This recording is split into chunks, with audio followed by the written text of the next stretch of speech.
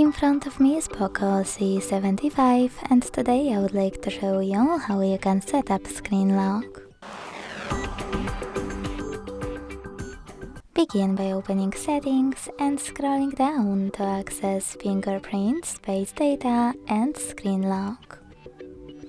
Then hit Screen Lock over here and tap on one of the available ones. Pattern, PIN or Password.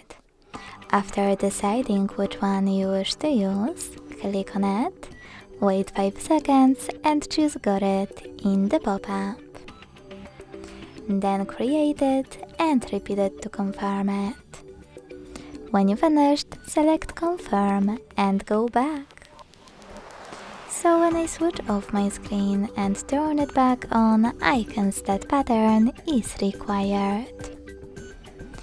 Thanks so much for watching. If you enjoyed this video, leave a like, comment and subscribe. Bye!